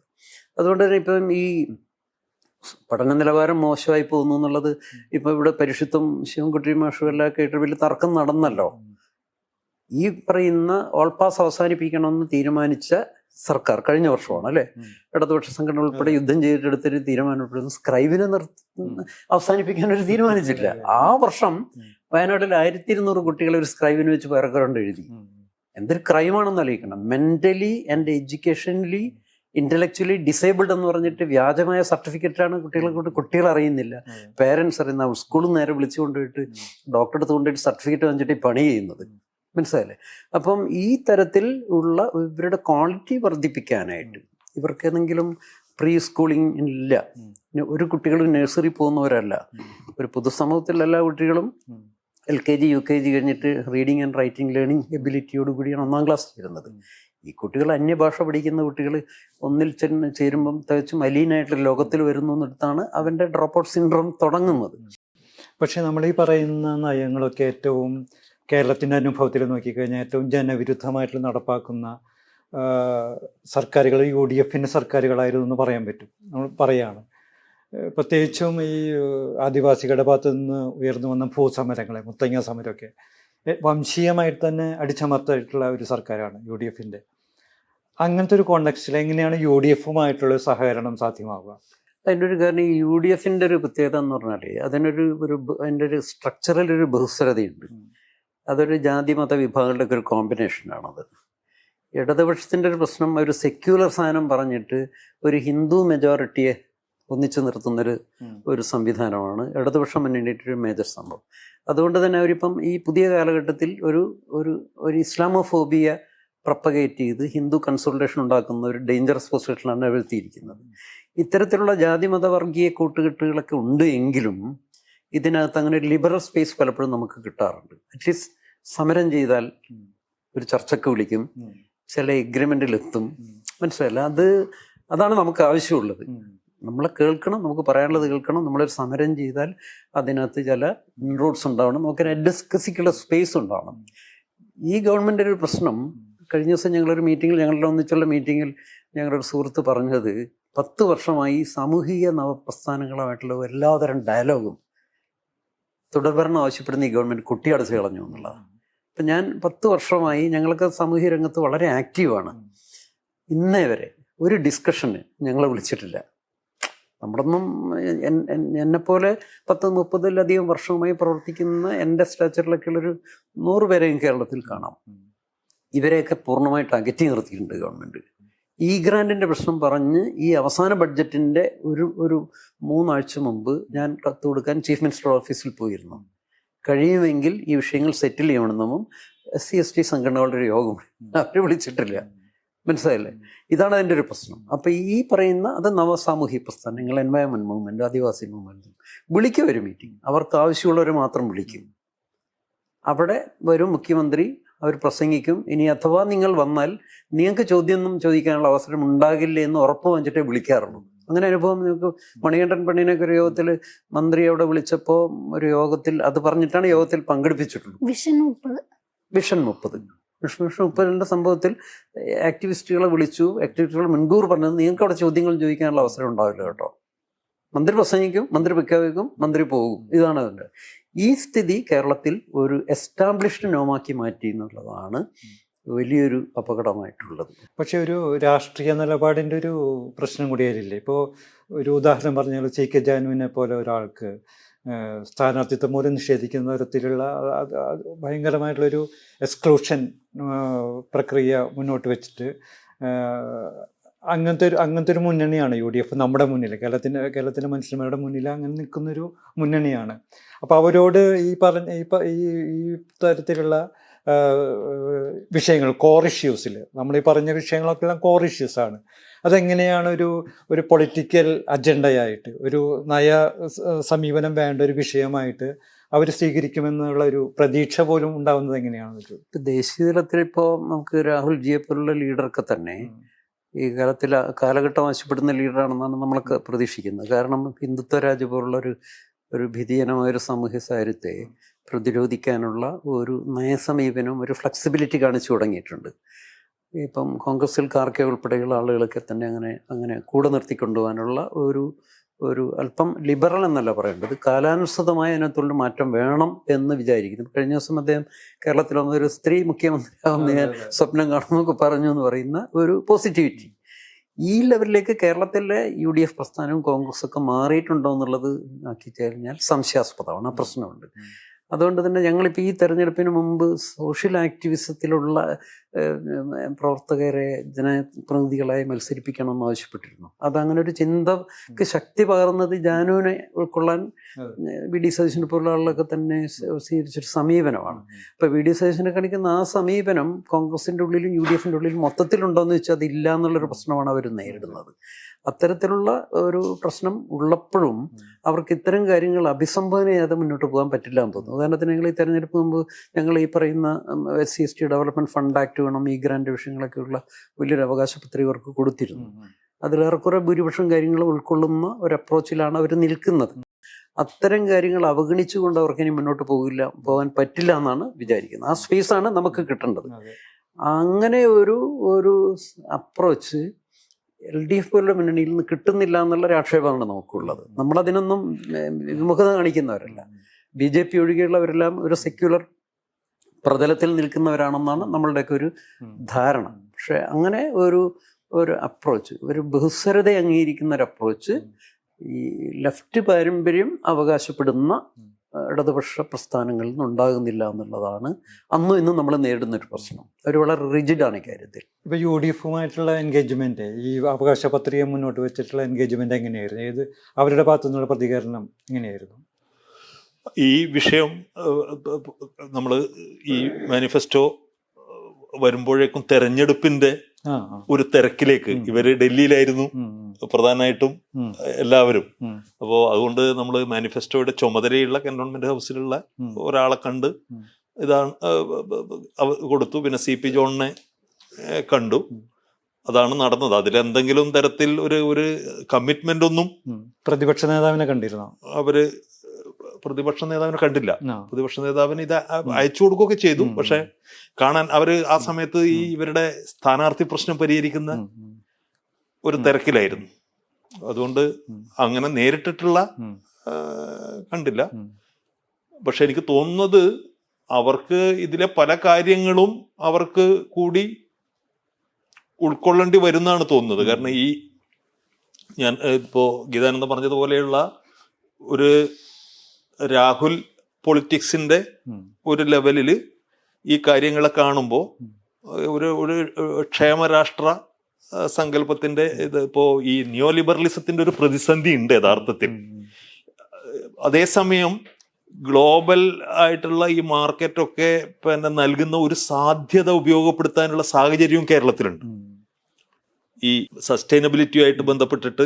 അത് മാത്രമല്ല, ഈ സസ്റ്റൈനബിലിറ്റി, കേരളത്തിന്റെ സസ്റ്റൈനബിലിറ്റി ഒരു വലിയ തോതിലുള്ള അപകടാവസ്ഥയിലും എത്തി നിൽക്കുന്ന ഒരു പ്രശ്നമുണ്ട്. ഇപ്പോൾ പശ്ചിമഘട്ടത്തിന്റെ നാശമായാലും, ഇടനാടൻ കുന്നുകളുടെ നാശമായാലും, നദികളുടെ നാശമായാലും, കടൽ പരിസ്ഥിതിയിൽ വന്ന മാറ്റത്തിന്റെ ഫലമായിട്ട് കാലാവസ്ഥാ വ്യതിയാനം മൂലം കേരളം അഭിമുഖീകരിക്കുന്ന പ്രശ്നങ്ങളായാലും, ഇത് ഏതെങ്കിലും തരത്തിൽ അവർക്ക് അഡ്രസ് ചെയ്യേണ്ടി വരും എന്നുള്ള ഒരു തോന്നലാണ് എനിക്കുള്ളത്. കാരണം അങ്ങനെ അല്ലാതെ ഇനി മുന്നോട്ട് പോകാൻ പറ്റില്ല. ഇതേപോലെയുള്ള ഒരു പിന്നെ എന്താണ് ഈ ഭീമൻ ഇൻഫ്രാസ്ട്രക്ചർ പ്രൊജക്ടുകളും വലിയ കെട്ടിടങ്ങളും എന്നുള്ള ഒരു സങ്കല്പത്തിൽ നിന്നൊക്കെ കുറച്ച്, എന്നാൽ അത് സാമ്പത്തിക വളർച്ചയെ തടയൂല്ല.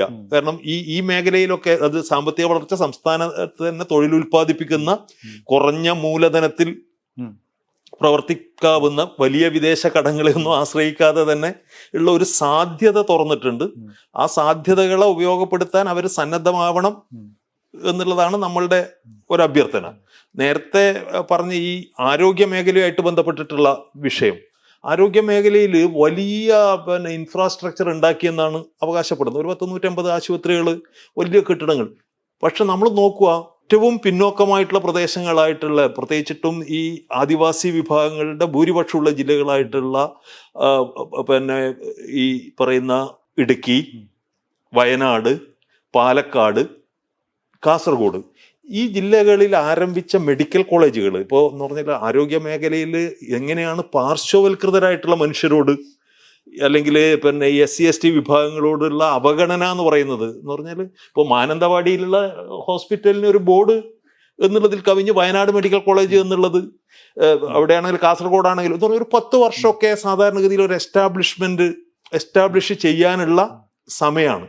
പക്ഷേ സൂപ്പർ സ്പെഷ്യാലിറ്റി വരെയുള്ള ഇത് ഒക്കെ. അപ്പോൾ ഒരു ഭാഗത്ത് ചില മേഖലകളിൽ വലിയ ബിൽഡിങ്ങുകൾ താലൂക്ക് ആശുപത്രികൾക്കൊക്കെ ഉണ്ടാക്കുമ്പോഴും മറ്റൊരു ഭാഗത്ത് ഇൻഫ്രാസ്ട്രക്ചർ എന്ന് പറഞ്ഞാൽ ആരോഗ്യ മേഖലയ്ക്ക് വേണ്ട ഇൻഫ്രാസ്ട്രക്ചർ ഉണ്ടാക്കുന്നില്ല. കെട്ടിടങ്ങൾ ഉണ്ടാവുന്നു, അപ്പോൾ അവിടെ സ്കാനിങ് സൗകര്യം ഉണ്ടാവില്ല, അല്ലെങ്കിൽ മറ്റെല്ലാ കാര്യങ്ങൾക്കും പുറത്ത് ആശ്രയിക്കേണ്ടി വരുന്നു. അപ്പോൾ ഇങ്ങനെയുള്ള ഡിഫിഷ്യൻസി കേരളത്തിലെ യഥാർത്ഥത്തിൽ ആദിവാസി മേഖലകളിലെ ശിശുമരണ നിരക്ക്, മാതൃമരണ നിരക്ക്, അല്ലെങ്കിൽ സാധാരണ ആയുർദൈർഘ്യം, ഇത് മുഴുവൻ എല്ലാം നമ്മളിപ്പോൾ എല്ലാ കാര്യത്തിലും ഒന്നാം സ്ഥാനത്താണ് എന്ന് പറയുമ്പോഴും ഈ മേഖലകളിലുള്ള മനുഷ്യരുടെ സവിശേഷ ആരോഗ്യ പ്രശ്നങ്ങൾ എടുത്ത് നോക്കിയാൽ ഇതിലൊക്കെ തന്നെ നമ്മൾ വളരെ താണ ലെവലിലായിരിക്കും. ഇപ്പൊ ഇവിടെയൊക്കെ ഒരു മിഷൻ മോഡലുള്ള ചില അടിയന്തര അവരെ ഇതിലേക്ക് എത്തിക്കാനുള്ള ഒരു ശ്രമവും ഇവരുടെയൊക്കെ ഭാഗത്ത് നിന്ന് ഉണ്ടാവുമെന്നാണ് നമ്മൾ പ്രതീക്ഷിക്കുന്നത്. നേരത്തെ ചോദിച്ചായിരുന്നല്ലോ ഇപ്പൊ എത്രത്തോളം ഇപ്പൊ ഈ ഇടത് ഗവൺമെന്റ് ആയിട്ട് നമുക്ക് എൻഗേജ് ചെയ്യാൻ പറ്റിയെന്ന്. അപ്പൊ കോവിഡിന് ശേഷവും കോവിഡിന് മുൻപും അത് കഴിഞ്ഞിട്ടുള്ള സമയങ്ങളിലാണെങ്കിലും ഇപ്പൊ നമ്മൾ ഈ SC/ST മിനിസ്റ്ററുടെ ഓഫീസിൽ, ST ഡിപ്പാർട്ട്മെന്റിൽ, ഹയർ എഡ്യൂക്കേഷൻ മിനിസ്റ്ററുടെ ഓഫീസിലൊക്കെ തവണകൾ കയറി ഇറങ്ങിയിട്ടുണ്ട് ഈ കാര്യങ്ങൾ സംസാരിക്കാൻ വേണ്ടി. പക്ഷേ ഈ കാര്യങ്ങളെ പഠിച്ച് ഇത് പരിഹരിക്കാമെന്നോ അല്ലെങ്കിൽ ഇതിനെ പറ്റിയുള്ള കാര്യങ്ങൾ ചർച്ചയിൽ വെക്കുന്നു. ഇപ്പൊ ഹയർ എഡ്യൂക്കേഷൻ കമ്മീഷനെ വെക്കുന്നു, കൗൺസിലിന്റെ ഭാഗമായിട്ടുള്ള ഇന്നോവേറ്റീവ് ആയിട്ടുള്ള കാര്യങ്ങൾ ചെയ്യുന്നു പറയുന്നു, നോളജ് എക്കോണമി എന്ന് പറയുന്നു. ഇങ്ങനെയുള്ള പല കാര്യങ്ങൾ പറയുമ്പോഴും ഈ പറയുന്ന അടിസ്ഥാന വിഭാഗങ്ങളെ ഉൾക്കൊണ്ടുകൊണ്ടുള്ള ഒരു മാറ്റത്തിന് തയ്യാറാവുന്ന ഒരു മെന്റാലിറ്റി അല്ലെങ്കിൽ ആ കാര്യങ്ങൾ പഠിക്കാനെടുക്കുന്ന എഫേർട്ടൊക്കെ ഇവരുടെ ഭാഗത്തുനിന്ന് ഭയങ്കര റിജിഡ് ആയിട്ടുള്ള ഒരു സിസ്റ്റം ആയിട്ടാണ് നമുക്ക് മനസ്സിലായത്. അപ്പൊ കഴിഞ്ഞൊരു 10 വർഷത്തെ കാലയളവിൽ നമ്മൾക്ക് സോഷ്യൽ മൂവ്മെന്റുകളുടെയൊക്കെ പാർട്ടായിട്ട്, എൻവയോൺമെന്റൽ മൂവ്മെന്റുകളുടെയും ഇതേപോലെ പാർശ്വലിറ്റി സമൂഹങ്ങളുടെ മൂവ്മെന്റൊക്കെ പാർട്ടായിട്ട് നിന്നിട്ടില്ല. പക്ഷെ കഴിഞ്ഞ 10 വർഷം ഇതിനെയൊക്കെ പിന്നോട്ട് വലിച്ചൊരു ഗവൺമെന്റാണ് ഇതെന്നാണ് പറയാൻ പറ്റുക. എൻവയോൺമെന്റിന്റെ കാര്യത്തിലായിക്കോട്ടെ, SC/ST വിഭാഗങ്ങളുടെ കാര്യങ്ങളിലായിക്കോട്ടെ, സ്ത്രീകളുടെ കാര്യങ്ങളിലായിക്കോട്ടെ, ഇപ്പൊ ആശാ വർക്കേഴ്സായിട്ട് പോലും സംസാരിക്കാൻ തയ്യാറാവാത്ത, ഡയലോഗിന് ഏർപ്പെടാൻ തയ്യാറാവാത്ത, വളരെ എന്താ പറയാ വെച്ചാ എന്നാ പുതിയ തലമുറയില് ഒരുപാട് ആളുകൾ, ഞാനൊരു SFI കാരിയായിട്ടാണ് കാര്യവട്ടം ക്യാമ്പസിൽ നിന്ന് വൈസ് ചെയർപേഴ്സൺ ആയിട്ടൊക്കെ പുറത്തിറങ്ങിയ ആളാണ്. ഞാൻ ഹൈദരാബാദ് സെൻട്രൽ യൂണിവേഴ്സിറ്റിയിലാണ് MPhil ചെയ്തത്. JNU പഠിക്കുന്ന അല്ലെങ്കിൽ പുറത്ത് പഠിച്ചിറങ്ങിയ പല ആളുകളും ഒക്കെ ഇതിന്റെ തിങ്ക് ടാങ്കിന്റെ അകത്തൊക്കെ ഉണ്ടായിട്ട് പോലും ഒരു ഇൻക്ലൂസീവ്നെസ് കൊണ്ടുവരാനായിട്ട് ലെഫ്റ്റ് ഭാഗത്തുനിന്ന് സാധിച്ചിട്ടില്ല എന്നുള്ളത് വൻ പരാജയമാണ്. അതുകൊണ്ട് തന്നെയാണ് നമ്മൾ UDF വരണം എന്ന് ആഗ്രഹിക്കുന്നത്. ഈ ഗ്രാൻഡുമായി ബന്ധപ്പെട്ട് നിയമസഭയിൽ ചോദ്യങ്ങൾ ചോദിക്കണം എന്നുണ്ടെങ്കിൽ ഇങ്ങനെയുള്ള ആളുകളായിട്ടാണ് ആക്സസ് ചെയ്യാൻ പറ്റുള്ളൂ. അപ്പൊ അങ്ങനെയുള്ള ആളുകൾ നമുക്ക് സ്പേസ് തരുന്നുണ്ട്, നമുക്ക് അവരായിട്ടൊരു ഡയലോഗിൽ ഏർപ്പെടാൻ പറ്റുന്നുണ്ട്. ജാനു ചേച്ചിക്ക് അങ്ങനെ ഒരു സ്പേസ് അവിടെയല്ലേ കൊടുത്തുള്ളൂ. എന്തുകൊണ്ട് ഇത്രയും നാൾ ഇടത് ആണെന്ന് പറഞ്ഞ് നിൽക്കുന്ന സ്പേസിൽ എന്തുകൊണ്ടാ ഇപ്പൊ ഇത്രയും എഡ്യൂക്കേറ്റഡ് ആയിട്ടുള്ള പണിയാടിയ കാട്ടുനായ്ക്ക വിഭാഗത്തിൽ നിന്നുള്ള ആളുകൾ ഉണ്ടായിട്ട് അവർക്കൊരു പ്രാതിനിധ്യം കൊടുക്കാത്തത്? പക്ഷെ അധികാര ലബ്ധി എന്നുള്ളത് ഒരു പ്രധാനപ്പെട്ട ഇഷ്യൂ അല്ലേ? അപ്പൊ അതിലേക്കുള്ളൊരു പ്രധാനപ്പെട്ട ഒരു ഇതാണല്ലോ, മൂവാണല്ലോ സ്ഥാനാർത്ഥിത്വം എന്നുള്ളത്. അപ്പൊ അത് നിഷേധിച്ചതിലൂടെ അവരുടെ ഒരു പ്രസക്തി എത്രത്തോളം UDF ഉൾക്കൊള്ളുന്നുണ്ട് എന്നുള്ളതൊരു ലോബികൾ വളരെ സണ്ണി കവിക്കാടിന്റെ വിഷയം. അതെ അതെ അതെ. ഈ CK ജാനുവിന്റെ ഇഷ്യൂ ഇവരായിട്ട് UDF റെപ്രസെന്റേറ്റീവ്സ് ആയിട്ട് സംസാരിക്കാൻ ഏതെങ്കിലും രീതിയിൽ അവസരം കിട്ടിയിരുന്നോ നിങ്ങൾ? ഇല്ല, ഞങ്ങള് ജാനു വരികയാണെങ്കിൽ ജാനുവിനെ സപ്പോർട്ട് ചെയ്യുന്നുള്ളതാണ് ഞങ്ങളുടെയൊക്കെ ഉള്ളിലുണ്ടായിരുന്ന ഒരു ധാരണ. ഞങ്ങൾ കൂടുതലും വയനാട്ടിൽ മണികണ്ഠനെ പോലെ ഒരു പുതുതലമുറ ലീഡർഷിപ്പിനെ കൊണ്ടുവരാനാണ് ഞാനൊക്കെ ക്യാമ്പയിൻ ചെയ്തിരുന്നത്. UDF സ്ഥാനാർത്ഥി. അതേസമയം തന്നെ കേരളത്തിലെ അംബുജാക്ഷനെ പോലുള്ള ആളുകളൊക്കെ തന്നെ ഈ സ്ഥാനാർത്ഥി ലിസ്റ്റിൽ ഉൾപ്പെടുത്തണം എന്നുള്ള നിലയിൽ ഞങ്ങൾ UDFന് കത്ത് കൊടുത്തിരുന്നു. അതിൻ്റെ ഒരു പ്രേരക ശക്തിയായിരുന്നത് ഈ പറയുന്ന ജാനുവിനെയൊക്കെ ഉൾക്കൊള്ളാനുള്ള ഒരു മനോഭാവം വന്നപ്പോഴാണ് അതിൻ്റെ ഒരു വേഗത വർദ്ധിച്ചത്. എന്തുകൊണ്ടാണ് നിഷേധിക്കപ്പെട്ടതെന്ന് തോന്നുന്നത്? അതിനകത്ത് ഒരു UDFന്റെ ഒക്കെ ഒരു കോമ്പിനേഷൻ എന്നൊക്കെ പറയുന്നതിൽ ഒത്തിരി പുഷ് ആൻഡ് പുൾസ് നടക്കുന്ന ഒരു മേഖലയാണത്. അത് അത്ര എളുപ്പമല്ല അതിനകത്തൊരു എൻട്രി നേടുക എന്നുള്ളത്.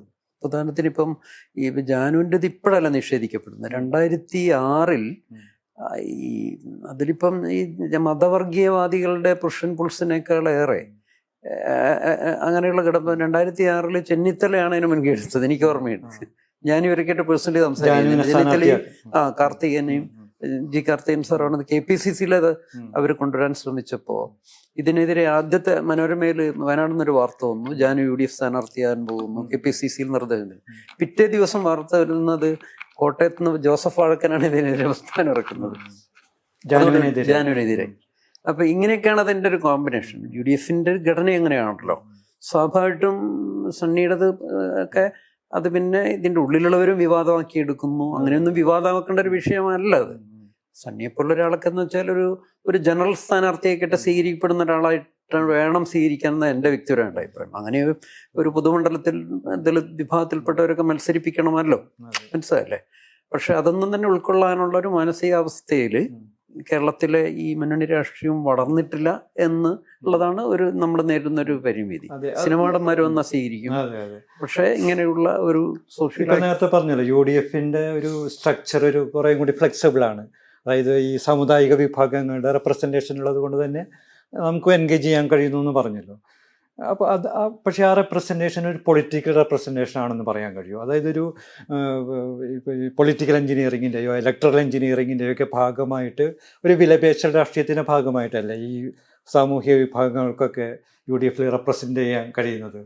UDF റെപ്രസെൻറ്റേഷൻ ചെയ്യാൻ കഴിയാറില്ല. പക്ഷെ ഞങ്ങൾക്ക് പുറത്തുനിന്ന് ബാഹ്യമായിട്ടുള്ള ഇത്തരം സോഷ്യൽ മൂവ്മെൻറ്റുകൾക്ക് അവരുമായിട്ടൊരു ഡയലോഗിൽ ഏർപ്പെടാൻ ഒരു സ്പേസ് കിട്ടുന്നുള്ളൂ. ഉദാഹരണത്തിന് 2001 UDF ഗവൺമെൻറ് ഉള്ളിലും ഇതേ ജാതിമത കോമ്പിനേഷൻ തന്നെയാണ് ഉണ്ടായിരുന്നത്. ഒരുപക്ഷെ ക്യാബിനറ്റിൽ വളരെ ശക്തമായിട്ടുള്ള സവർണ വിഭാഗങ്ങളും മുസ്ലിം ക്രിസ്ത്യൻ വിഭാഗങ്ങളൊക്കെ ഉണ്ടായിരുന്നു. പക്ഷേ 2001 കുടിൽകെട്ടി സമരം അതൊരു കൺക്ലൂഷനിലേക്ക് എത്തുന്നതിൻ്റെ കാരണം അതിനെ ഒരു തുറന്ന മനസ്സോടുകൂടി സ്വീകരിക്കണം എന്ന് പറയുന്ന ചില തോട്ട് പ്രോസസ് UDFന്റെ ഉള്ളിലുണ്ടായതുകൊണ്ടാണ്. അപ്പം പ്രത്യേകിച്ചും ഗൗരിയമ്മക്കൊക്കെ വലിയൊരു പങ്കുവഹിക്കാനൊന്ന് കഴിഞ്ഞിരുന്നു. ഗൗരിയമ്മ കുഞ്ഞാലിക്കുട്ടിയെ പോലുള്ള ആളുകൾക്ക് കൺവിൻസ് ചെയ്തു. AK ആന്റണി അതിനകത്തേക്ക് വരുന്നു. അപ്പം കേരളത്തിൽ വളരെ ശ്രദ്ധേയമായിട്ടുള്ള ഒരു എഗ്രിമെൻറ്റും ഒരു പാക്കേജുമാണ്. ഒരു മിഷൻ മോഡിൽ ട്രൈബൽ റീഹാബിലിറ്റേഷൻ അന്നും ഇന്നും ആ പാക്കേജ് നിലവിലുള്ളൂ. ഷെഡ്യൂൾ ട്രൈബ് ഡിപ്പാർട്ട്മെന്റിന് പുറത്ത് ഒരു ട്രൈബൽ റീസെറ്റിൽമെന്റ് ഡെവലപ്മെന്റ് മിഷൻ എന്ന് പറയുന്ന കേരളത്തിലെ ആദ്യത്തെ ഒരു മിഷൻ മോഡിലുള്ള ഒരു സംവിധാനമായിരുന്നു. ഒരു അഡ്വക്കസിയുടെ ഒരു വിജയമാണ്. ഒപ്പം സ്ട്രഗിളിന്റെ വിജയമാണ്. സ്ട്രഗിളിൻ്റെ മാത്രം വരുത്, കേൾക്കാൻ ഒരു തുറന്ന മനസ്സ് കാണിക്കുന്ന ഒരു ഭരണാധികാരി ഉണ്ടാകുക എന്നുള്ളത് ഒരിട. പിന്നെ അന്നുണ്ടായിരുന്നൊരു ഗുണം, ബ്യൂറോക്രസി ഇത്രത്തോളം കറപ്റ്റ് ആയിരുന്നില്ല. കുറേയധികം ഒരു നെഹ്റുവിയൻ കാലഘട്ടത്തെ ഒരു സെക്യുലർ മൈൻഡുള്ള ഒരു പറ്റം IAS അതിനകത്തുണ്ടായിരുന്നു. SM വിജയാനന്ദൊക്കെ ഇപ്പോൾ റിട്ടയർ ചെയ്ത് പോയി. അന്നത്തെ ധാരാളം ആളുകളുണ്ട്. ഇപ്പം ചീഫ് മിനിസ്റ്ററുടെ സെക്രട്ടറി ആയിരുന്ന ഒരു ഗോപാലകൃഷ്ണൻ എന്ന് പറയുന്ന ആള്, ശിവാനന്ദൻ, വലിയൊരു വിഭാഗം ഇതിനൊരു സൊല്യൂഷൻ കാണണം എന്ന് പറയുകയും മുഖ്യമന്ത്രിക്ക് നൽകുന്ന ഉപദേശങ്ങൾ നൽകാനുള്ള ആളുകളുണ്ടാവും, ലീഗൽ അഡ്വൈസ്. രാംകുമാറിനെ പോലെ പിന്നെ ചീഫ് ജസ്റ്റിസ് ഒക്കെ ആവുന്ന ആളൊക്കെ തന്നെ അന്നുണ്ടായിരുന്നു. ഞങ്ങൾ നടത്തിയ അഡ്വക്കസിയുടെ വിജയം ഒപ്പം ഇതും കൂടി വലിയ ഇമ്പോർട്ടൻ്റ്. മുത്തങ്ങ ഇൻസിഡൻ്റ് ഒക്കെ ഉണ്ടാകുന്നത് ഈ മുന്നണി ഇടത് വലത് മുന്നണികളിൽ നിന്നുണ്ടായിരുന്ന പല സാമൂഹ്യ സമ്മർദ്ദവും അതിനെ ചില മതവർഗീയ ശക്തികൾ ഫലപ്രദമായിട്ട് ഉപയോഗിച്ചു എന്നുള്ളത്. പ്രത്യേകിച്ചും എടുത്തു പറയാവുന്നത് ചർച്ചിനായിട്ട് റിലേറ്റ് ചെയ്ത ചില സെക്ഷൻസ്, സോഷ്യൽ സെക്ഷൻസ് ആദിവാസികൾ അങ്ങ് തീർത്ത് കളയണം എന്നൊക്കെയുള്ള. പിന്നെ സുധാകരനെ പോലുള്ള മന്ത്രി സുധാകരൻ്റെയൊക്കെ വളരെ പ്രാചീനമായ ഒരു മനോഘടനയുടെ പ്രശ്നവും കൂടി ഉണ്ടായിരുന്നു. കണ്ണൂരുള്ള രാഷ്ട്രീയത്തിൻ്റെ ഒരു ഔട്ട്ലുക്കിൽ ആദിവാസി പ്രശ്നത്തെ ഡീൽ ചെയ്തതിൻ്റെ ഒരു ദുരന്തവും കൂടിയാണ്. പക്ഷെ അങ്ങനെ ആയിരുന്നപ്പോഴും മുത്തങ്ങ വെടിവെപ്പ് നടന്നത് 35 ദിവസം കഴിഞ്ഞ് ഞങ്ങൾക്ക് ജയിലിൽ നിന്ന് ഇറങ്ങിയതിന് ശേഷം കാൻഡിഡേറ്റ് വീണ്ടും ഡയലോഗിലേക്ക് ഏർപ്പെടുന്നുണ്ടേ. അതിൻ്റെ ഫലമാണ് ആർലഫാം ഏറ്റെടുപ്പിക്കുന്നതും ഒക്കെ. അപ്പോൾ അതിൻ്റെ പേരിൽ ഒരു നയപരമായി ഗവൺമെൻറ്റുകളുടെ ഡയലോഗിൽ ഒരു വൈരാഗ്യ ബുദ്ധിയോ വൈരനൈരാധന ബുദ്ധിയൊന്നും ഉണ്ടായിട്ടില്ല. ബ്യൂറോക്രസിയുടെ പണി ചെയ്തുകൊണ്ടിരിക്കും. ഞങ്ങളുടെ പണിയും അത് തന്നെ തുടർന്നിരുന്നു. ആ സാധ്യത ഞാൻ പറയുന്നത് 10 വർഷം കേരളം ഭരിച്ചിട്ടും നമുക്കറിയാം. മുത്തങ്ങ വെടിവെപ്പുണ്ടതിന് ശേഷം VS അച്യുതാനന്ദൻ അധികാരത്തിൽ വന്നു ആണല്ലോ. VS അച്യുതാനന്ദൻ അധികാരത്തിൽ വരുന്നതിന് മുമ്പ് ഞങ്ങളൊക്കെ ജയിലിൽ വന്ന് കാണുകയും മുത്തങ്ങയൊക്കെ വലിയ തോതിൽ പൊളിറ്റിക്കലി എൻകാഷ് ചെയ്തൊരു മനുഷ്യനാണ്. അത് കഴിഞ്ഞ് അധികാരത്തിൽ വന്നതിന് ശേഷം ഒരിക്കൽ പോലും അദ്ദേഹം ഞങ്ങളൊരു വിളിച്ചിട്ടില്ല. ഞങ്ങൾ 1-2 പേരെ കാണാൻ പോയി. ഒരു കേസ് പോലും പിൻവലിച്ചില്ല. ആ കേസ് പിൻവലിക്കാൻ പിന്നീട് ഉമ്മൻചാണ്ടി തന്നെ വരേണ്ടി വന്നു 2012. ഉമ്മൻചാണ്ടി അധികാരത്തിൽ വന്നതിന് ശേഷമാണ് 4 കേസുകൾ, ഫോറസ്റ്റ് ഒഫൻസ് കേസുകൾ വിഡ്രോ ചെയ്തിരുന്നത്. അങ്ങനെയൊക്കെയുള്ളൊരു അപ്രോച്ചുള്ളൊരു പ്രശ്നമുണ്ട്. കാരണം ഇത്തരത്തിലുള്ള വിമതാഭിപ്രായം എന്നല്ല പറയുന്നത്, പാർശ്വവൽക്കൃതരുടെ പുറത്തുള്ളൊരു മൂവ്മെൻറ്റിനെ ഇടതുപക്ഷ സ്ട്രീമിലുള്ള ആളുകൾ അമർച്ച ചെയ്യുന്നു എന്നുള്ള ഒരു പൊതു പ്രശ്നമുണ്ട്. എന്തെങ്കിലും ഉണ്ടെങ്കിൽ അവരുടെ വരുതിയിൽ നിൽക്കുന്ന AKS PKS പോലുള്ള ആളുകൾ മാത്രമേ പാടുള്ളൂ എന്ന് പറയുന്ന മനോഭാവത്തിൽ അവരൊട്ടും മാറിയിട്ടില്ല. അത് കമ്മ്യൂണിസ്റ്റുകളുടെ ഒരു പ്രശ്നമല്ല, വളർന്നു വരുന്ന ഒരു കാസ്റ്റീസ്റ്റ് ആയിട്ടുള്ള ഒരു ഇന്റേണലൈസ് ചെയ്തൊരു ബോധത്തിന്റെ പ്രശ്നമാണത്. ആദിശക്തി സമ്മർ സ്കൂൾ പോലുള്ള ഒരു മൂവ്മെന്റ് വയനാട്ടിൽ ശക്തമായിട്ട് ആദിവാസി ദുർബല വിഭാഗങ്ങളുടെ ഇഷ്യൂ മുന്നോട്ട് കൊണ്ടുവന്ന് ആദിവാസി യൂത്ത് ലെഡ് ചെയ്തൊരു പ്ലാറ്റ്ഫോമാണ്. നിൽപ്പ് സമരത്തിന് ശേഷം പുതിയ രാഷ്ട്രീയ സാഹചര്യങ്ങളും അവരുടെ സാമൂഹിക സാഹചര്യങ്ങളുടെ ഒക്കെ ഭാഗമായിട്ട് ഹയർ എഡ്യൂക്കേഷനും തൊഴിലും ഒക്കെ ഡിസ്കസ് ചെയ്യാൻ വേണ്ടിയിട്ട് വളരെ എന്താ പറയുക ഓൾ കേരള ലെവലിൽ എല്ലാ ആദിവാസി യൂത്തും കൂടെ ഒരുമിച്ച് ചേർന്നൊരു പ്ലാറ്റ്ഫോമിൻ്റെ ഭാഗമാണ്. എനിക്കാണ് കോവിഡിൻ്റെ പ്രതിസന്ധി ഉണ്ടായപ്പോഴും ഫ്ലഡിൻ്റെ പ്രതിസന്ധി ഉണ്ടായപ്പോഴൊക്കെ വലിയ തോതിലുള്ള സോഷ്യൽ ചേഞ്ചിന് മാറ്റം കുറിച്ച ഒരു പ്ലാറ്റ്ഫോമിന് അതിന് ഒരു അക്സെപ്റ്റൻസ് ഈ ഗവൺമെൻറ് ഭാഗത്ത് ഉണ്ടായിട്ടില്ലെന്ന് മാത്രമല്ല വളരെ ഗ്രാസ് റൂട്ട് ലെവലിൽ പ്രവർത്തിക്കുന്ന ചെറുപ്പക്കാരെ ഇപ്പം നമ്മളൊക്കെ സുതാര്യമായിട്ട് ഈ സ്പേസിൽ നിന്ന് സംസാരിക്കുന്ന അപ്പോൾ അവരെ ഇതൊരു നക്സലേറ്റ് മൂവ്മെൻ്റ് ആണെന്ന് പറഞ്ഞ് അവർ തിരിച്ച് പഠിച്ചു കഴിഞ്ഞ് തിരിച്ച് ഊരുകളിലേക്ക് ചെല്ലുമ്പോൾ നിങ്ങൾ അതായിട്ട് അസോസിയേറ്റ് ചെയ്യരുത് എന്ന് പറയുന്ന തരത്തിലുള്ള മനോഭാവം നിങ്ങൾക്ക് എല്ലാവർക്കും അറിയാവുന്ന കഴിഞ്ഞൊരു 10 വർഷക്കാലം ഹയർ എഡ്യൂക്കേഷൻ മേഖലയിൽ പോളിസി ലെവലിൽ ഇൻ്റർവീൻ ചെയ്യാനായിട്ട് ഈ പ്ലാറ്റ്ഫോം അവരുടെ personal experience first generation learners ആയിട്ടുള്ള കമ്മ്യൂണിറ്റിയിലെ കുട്ടികൾ ഒരുമിച്ചിരുന്ന് അവരുടെ കാര്യങ്ങൾ ചർച്ച ചെയ്ത് അവരുടെ ആവശ്യങ്ങൾ മുന്നോട്ട് വെച്ചിട്ടുള്ളൊരു വലിയൊരു മാറ്റം സൃഷ്ടിച്ച ഒരു സംവിധാനത്തെ ഒരു തരത്തിൽ പോലും അക്സെപ്റ്റ് ചെയ്യാനായിട്ടോ അല്ലെങ്കിൽ അതിനെ ഒരു ജെനുവിനായിട്ടുള്ള ഒരു പ്ലാറ്റ്ഫോമായി കണ്ട് അവരെ ചർച്ചയ്ക്ക് വിളിക്കാനോ പ്ലാനിംഗ് ബോർഡിലുള്ള പല ഡിസ്കഷനിൽ വിളിക്കാനോ ഒന്നും ഈ കഴിഞ്ഞ 10 വർഷം തയ്യാറായിട്ടില്ല. വിദ്യാർത്ഥി സംഘടനയാണെങ്കിൽ പാർട്ടികൾക്ക് ഒഫൻഡഡ് ആവേണ്ടതാണ്. കാരണം SFIക്ക് ഒരു ബദലാകുന്നു, അല്ലെങ്കിൽ KSന് വേറെ അവരവരുടെ വിഷയങ്ങൾ പറയുന്ന ഒരു സോഷ്യൽ പ്ലാറ്റ്ഫോം, ഒരു NGO പോലെ സ്റ്റുഡൻറ് കളക്റ്റീവാണ്. അത് അഡ്വക്കസിയിൽ കഴിഞ്ഞ ഒരു 6-7 വർഷമായി കേരളത്തിലേറ്റവും ഇഫക്റ്റീവായി അഡ്വക്കസി വർക്ക് ചെയ്തതാണ്. ഇത് പല മേഖലകളിലും. ഉദാഹരണത്തിന് ഇപ്പം ടി പറഞ്ഞ നേരത്തെ ഈ ഒരു പ്രീ അഡ്മിഷൻ സപ്പോർട്ട് മെക്കാനിസം ഉണ്ടെങ്കിൽ ഈ കുട്ടികൾക്ക് ക്യാമ്പസിലേക്ക് വരാൻ പറ്റും. കോവിഡ് കാലത്ത് ഫോണില്ല, അവർക്ക് ഒരു അക്ഷയ ചെന്നാൽ അപേക്ഷ എങ്ങനെ അപ്ലോഡ് ചെയ്യണമെന്ന് അറിഞ്ഞുകൂടാ, അപ്ലോഡ് ചെയ്യേണ്ട ഫീ വേണം. പിന്നെ കുട്ടികളൊരു അഡ്മിഷൻ ക്യാപ്പാണല്ലോ, കോളേജിൽ എത്തണമെങ്കിൽ ട്രാവൽ എക്സ്പെൻസ് വേണം, എത്തിക്കഴിഞ്ഞാൽ എവിടെ താമസിക്കുന്നുള്ള പ്രശ്നമാണ്, ഒരു ടെസ്റ്റ് എഴുതണമെങ്കിൽ ആൾ വേണം. ഇതൊരു വലിയ ഏരിയ ആണ്. അതൊരു ക്യാമ്പസിലേക്ക് എൻട്രി നേടുക എന്ന് പറയുന്നത് ഈ കുട്ടികൾ ഫസ്റ്റ് ജനറേഷൻ ലേണേഴ്സിൻ്റെ നിരക്ഷയുള്ള അച്ഛനന്മാരുള്ള കുട്ടികൾക്ക് വലിയൊരു പ്രശ്നമാണ്. അപ്പം ഞങ്ങളിതിന് വേണ്ടി ആദിശക്തി സമ്മർ സ്കൂളിൻ്റെ ഒരു 3 വർഷത്തെ എക്സ്പീരിയൻസ് വെച്ച് ഒരു പ്രോജക്റ്റ് കൊടുത്തു. ഈ കുട്ടികളെ ചെയ്യുന്നു. ഡയറക്ടർ അക്സെപ്റ്റ് ചെയ്തു, പക്ഷെ മന്ത്രിയുടെ ഓഫീസിൽ നോ. അതാണ് പ്രശ്നം. ഉടൻ ചെയ്യുന്നത് അവരുടെ ഒരു പണിയായിട്ട് അത് ചെയ്യുന്നു. ഇതാണ് പ്രശ്നം. അതായത് 500-ലധികം കുട്ടികളെ വയനാട്, അട്ടപ്പാടി പോലുള്ള മേഖലകളിൽ നിന്ന് +2 പാസ്സായ കുട്ടികളെ ഈ ക്യാമ്പസുകളിൽ എത്തിക്കുന്നവരും ചെറിയ കാര്യമല്ല അത്. ഇപ്പോൾ അടുത്ത കാലത്ത് പണിയ കമ്മ്യൂണിറ്റിയിൽപ്പെട്ട ഒരു കുട്ടിയെ നീറ്റിൽ എഴുതിക്കുന്നതിനൊക്കെ സർക്കാരിൻ്റെ ചെലവിലാണ്, ബ്രില്യൻസിലാണെങ്കിൽ അവിടെ എത്തിക്കണമല്ലോ. 2ാമത്തെ അറ്റംപ്റ്റിന് അഡ്മിഷൻ കിട്ടിക്കഴിഞ്ഞതിന് ശേഷം ഈ കുട്ടിക്ക് പാലക്കാട് മിംസിലാണ് അഡ്മിഷൻ കിട്ടി. PIMS, Palakkad institute of medical സയൻസിൽ. അവിടെ 78,000 രൂപ ഇതിന് ഇത് കൊടുക്കണം. ഇത് സ്വാശ്രയമായതുകൊണ്ട്. കാരണം നേരത്തെ പറഞ്ഞ ഹോസ്റ്റൽ അലവൻസുകൾ അവിടെ 8,000 ഇവർ കൊടുക്കുന്ന ഇവിടെ 3,000 ആണല്ലോ. അപ്പോൾ ബാക്കി വരുന്ന തുക മുൻകൂർ അടക്കണം. അപ്പോൾ കോഷൻ ഡെപ്പോസിറ്റ് ഇടണം, ടെക്സ്റ്റ് ബുക്ക് അലവൻസ് അടക്കണം, ഈ ഹോസ്റ്റൽ ഫീ ഒരു കൊല്ലത്ത് മുൻകൂർ, എല്ലാം കൂടെ 78,000 അടക്കണം.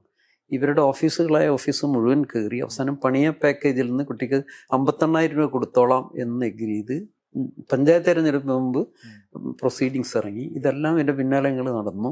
ട്രൈബൽ ഡയറക്ടർ ഓഫീസർ എന്ന് കുട്ടികൾക്കത് കൊടുത്തോളാം എന്ന് പറഞ്ഞു. ഇപ്പോഴും ഇതില്ല. അപ്പം ഞാൻ അത് വയനാട് മാനന്തവാടി പത്രസമ്മേളനം നടത്തിയ കാര്യം പറഞ്ഞപ്പോൾ ഉടൻ SSB ആണ് എന്നെ വിളിക്കുന്നത്. അല്ലാതെ സെറ്റിൽ എന്നുള്ളതല്ല. ഇതെന്താ കേസ് എന്ന് പറഞ്ഞാൽ ഇതാണ് വിഷയം. എന്നോട് വിളിക്കേണ്ട കാര്യമില്ല, നിങ്ങളെ ട്രൈബൽ ഓഫീസിൽ പോയിട്ട് ശരിയാണോ. പണിയ സമുദായത്തിൽ നിന്ന് പെട്ട ഒരു കുട്ടി MBBSന് പ്രവേശനം നേടിയതപ്പം ആവശ്യത്തിന് പണിയ പാക്കേജ് ഫണ്ട് ഉണ്ടായിട്ടും ഇതവർക്ക് കൊടുക്കാനുള്ള സമയമില്ല. അതാണ് പ്രശ്നം. ഈ നിരക്ഷരായ കക്ഷികളിൽ നിന്ന് ഒരു വളരെ അപൂർവം ഈ പണിയർ എന്നൊക്കെ പറഞ്ഞാൽ അടിമത്തത്തിന് വിധ ഒരു കമ്മ്യൂണിറ്റിയിൽ നിന്ന് MBBSൻ്റെ കുട്ടി വരും, അതിനെ ഒരു പ്രൊമോട്ട് ചെയ്യാൻ തയ്യാറില്ല. ഇതാണ് ഇവിടുത്തെ പ്രോബ്ലം.